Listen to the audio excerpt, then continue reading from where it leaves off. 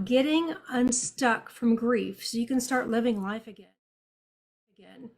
Now, everyone's grief journey is unique to them, as unique as their fingerprints. But the one thing that everyone has in common is this heavy, suffocating emotion that comes in waves. And some waves are gentle and you'll ride them out, breathing a sigh of relief that you made it. And other waves are like tsunamis, the ones that just overcome you and leave you gasping for air as you fight to regain your composure. Now, losing someone you love deeply is life-altering. Losing multiple loved ones in a short period of time is life-shattering. And this has happened to so many over the last couple of years.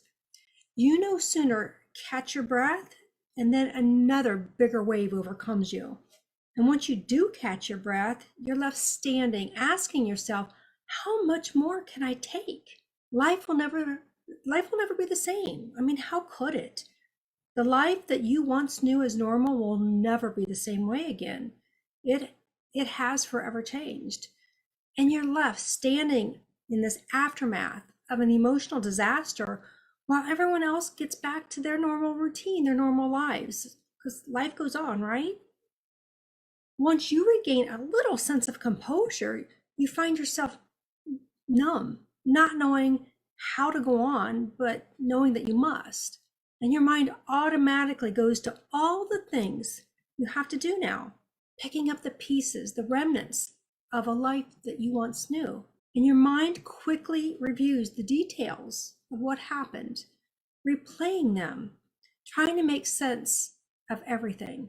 Then your mind quickly darts to everything that your loved one will be missing. All those celebrations, all the holidays, the milestones. They were supposed to live forever and experience all of them by your side.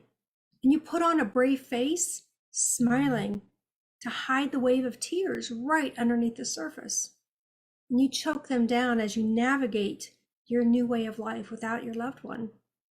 That brave face, that smile tells people you're doing okay. I've got this. So then you don't get the support that you need. They think you're okay. And that's when your grief can get suffocating, problematic, and that's when you need help the most.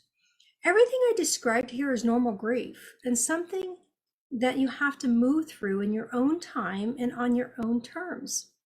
And getting stuck happens when you start ruminating, when you start focusing on the details of what happened, trying to find all the missing puzzle pieces that you may never find.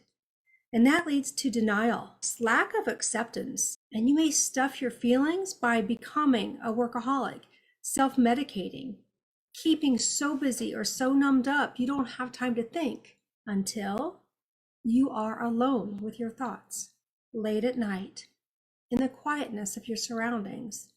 And then it starts all over again because you haven't dealt with all of your emotions, all of those feelings.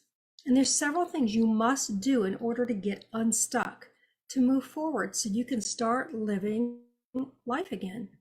You must ask for help from somebody qualified to help you unpack that grief and manage it. And managing your emotions helps you deal with all those ruminations, the movies playing in your head, with all those thoughts that overwhelm you in the quietness of the night. That leads to acceptance, and the waves of grief get more gentle. They no longer knock you to your knees or leave you gasping for air. And you can finally say, I've got this. There's always hope. See you in the next video. Bye-bye.